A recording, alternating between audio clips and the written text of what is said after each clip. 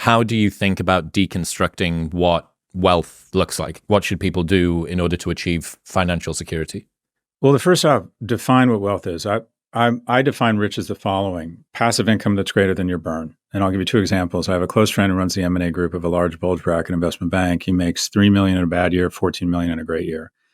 Because it's all current income and he lives in Connecticut, he pays about 52% tax rate.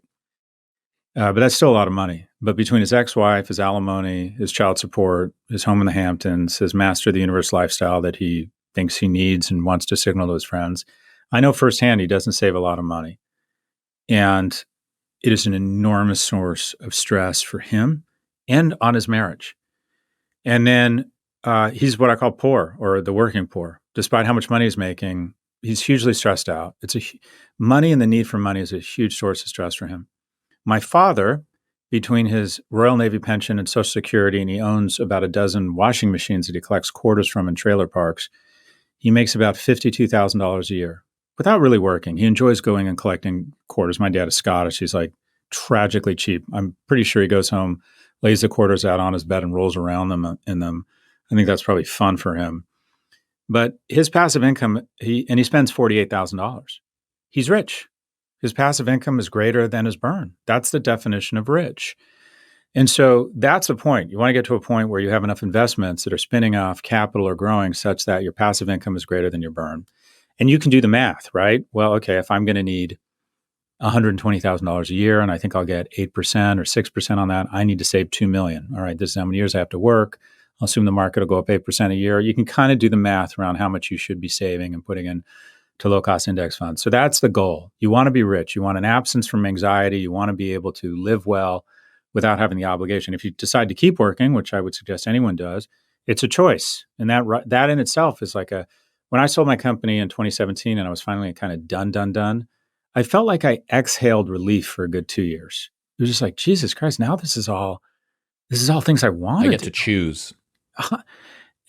Just to digress, one of my role models, a guy named Barry Rosenstein, who started Jana Partners, said there's 3 buckets in life. There's things you have to do. Your biggest investors in town, you have to do it.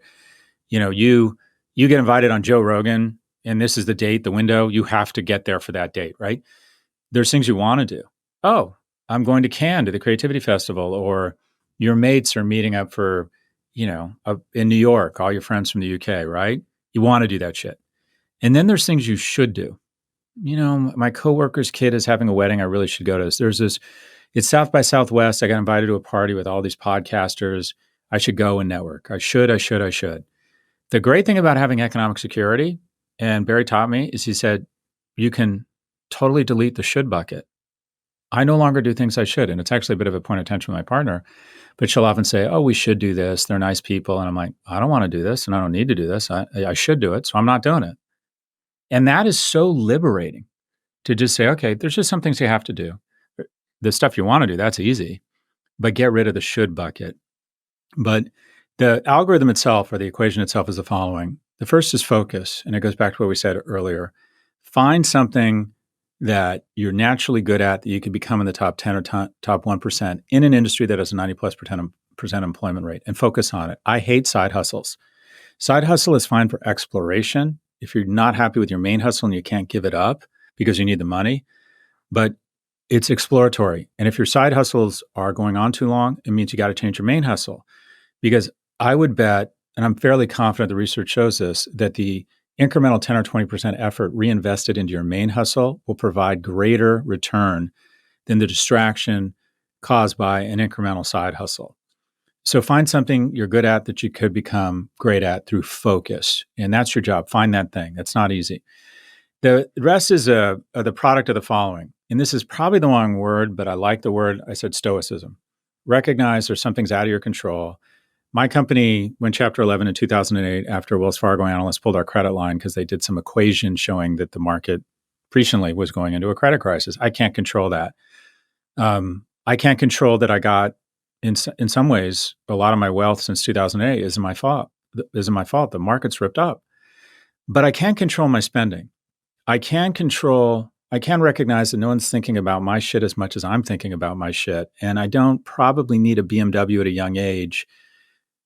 First thing I did with my first bonus At Morgan Stanley, I got a $28,000 bonus. I went and bought a $35,000 BMW, and I hung swimming goggles from the rearview mirror, despite the fact I didn't swim, thinking that would, impress women. And I thought about it. I thought, okay, of course you're not smart enough to do this, but if I had just bought a Hyundai for $12,000 and invested the other 20 in the markets, I think that money would be worth like 3.1 million now. So recognize there are some things within your control, specifically how much you spend, how much you save, being thoughtful about trying to be disciplined about putting some money in low cost ETFs and index funds. That you do have some control. Focus on the things you can control. The next thing is time. One of our species' great flaws is that because for the majority of our time on this planet, we haven't lived past 35, we just can't calibrate time. And strategy answers one question: what can I do that's really hard? That's basically leaning into your advantages. When you're young, you have one advantage: you have time. Most young people at 25 don't really recognize two things. One, they're probably going to be here for another 80 years at this point if they're 25 right now. And this is the hard part, and you have to ignore your brain because your brain isn't wired this way. It's going to go a hell of a lot faster than you think. It's just like, I look at you and I immediately think, oh, I'm his age because I was 30 or whatever the fuck you are, yesterday. Wow, life has gone so slow, said no one ever. And if I could give you a magic box at 25 and said, if you find $1,000 to put in here in an instant, and it will feel like an instant in 30 years, you're going to have 12, 16, 24,000. What kind of effort would you make to find that $1,000? The power of compound interest is amazing. I'm kind of onto this idea of at some point we're going to move back to the US. And in New York, you signal with your clothes, your home, but you also signal with where you send your kids to school. And I'm a narcissist and a big ego. And I thought, okay, I would want my kids to go to First Presbyterian or Grace Church, or sort of these two Tony schools downtown. The tuition is $62,000. It's probably more than that. In the interview, when we were here 10 years ago, they ask you how philanthropic you are, which is how much money are you going to give us? But college is $62,000. You're the people who don't spend any money or give any money. Now, why do you do that? I bet for 2/3 of the people that send their kids there, it's a sacrifice. Oh, probably a third don't care. It's like they're so rich in New York, they just don't care. But if you're talking about $62,000, you're really talking about $100,000 at least pre-tax. I mean, it's real money. That's real money every year. And if you got 3 kids, $300,000. So for people, it's a financial strain, which you could argue puts strain on the whole household. Kids pick up on that strain. And why are you doing it? Well, I want to give my kids everything. Well, what's everything? Well, I want to give them the best chance to get into great college. Okay, why? So they can have, more options than I did growing up. What do you mean by that? What do they get? Well, a better job, more opportunity. Well, why do they need more opportunity, a better job? Well, so that at the end of the day, they can do what they want and maybe get some economic security and afford a home and have a family and have economic security and have an absence from stress. Like, okay, got it. Instead of sending them to First Presbyterian and Grace, and I've heard you talk about this, there's a lot of research showing that the best school for kids is the one closest to their home. And then reinvest that commute time in studying, sleep, play, and try and be disciplined. Take that $62,000 a year from the age of 4 to 18 and invest it in low-cost ETFs.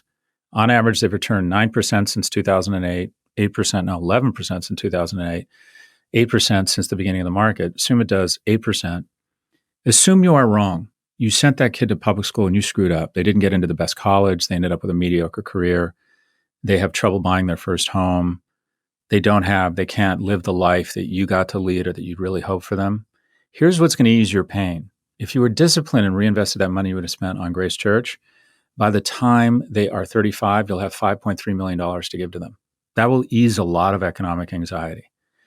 So I would just love to have a banner that says public school or 5.3 million.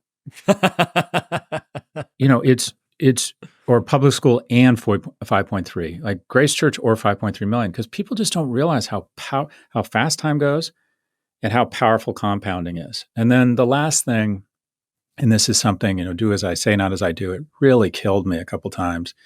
Took me from wealthy to not wealthy. I've been rich 3 times. This is the 3rd time, and I'm really hoping it sticks this time. But the first 2, it went away, and it's because I didn't understand diversification. I always assumed that if I threw myself into anything, that I should go 110% in, not only with my time, but my capital, and that anything I devoted 110% of me to, because I was so awesome, that I could move mountains. And you need to recognize that market dynamics will trump individual performance all of the time. Most of my success and my failure is not my fault. And the way you protect against that is diversification. And now, so for example, I don't put more than 3% of my net worth in any one investment. And last week, if you'd asked me what is the best investment you had that has the most potential to be a 10Xer, I would have said it's this company. I invested in this healthcare company that does preventive medicine through text-based messaging, selling into the enterprise. Baller CEO, tier one VC, huge hitters, investors. Had to elbow my way in to get in. What a thrill I got to invest. Went out of business last week. Zero, right? My investment goes to zero. But here's the thing. It bummed me out for about an hour because diversification is your Kevlar. Okay, I lost 3% of my net worth. Doesn't mean anything. Whereas in 2008, when I was running, or when my biggest investment was a public e-commerce company called Red Envelope, which was doing really well at the time, when I met with my investment bank, they, I think I owned 10 million in stock. And I said, well, how much can I borrow against it? And they said, you could probably borrow 3 million. And they said, what are you going to do with it? Buy out? And I'm like, no, I'm going to buy more Red Envelope stock. And Steve Ballmer did the same thing with Microsoft, and it worked out. You should assume you're not Steve Ballmer, because when my company went bankrupt, it meant that I owed $3 million. I went from being worth $10 million to owing $3 million. The tax on my emotional and mental well-being was enormous. And diversification is your Kevlar, because you don't need to be a hero. You don't need to find the needle in the haystack. You can buy the whole haystack. And again, see above, time will go fast. You'll be financially secure. And Kahneman wrote about loss aversion theory.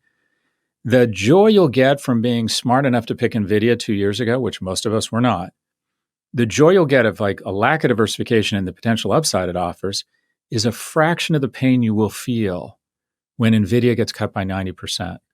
So for your own financial well-being, much less your own mental well-being, embrace diversification. Because now I don't want to say I don't think about my investments. I'm constantly looking for new opportunity.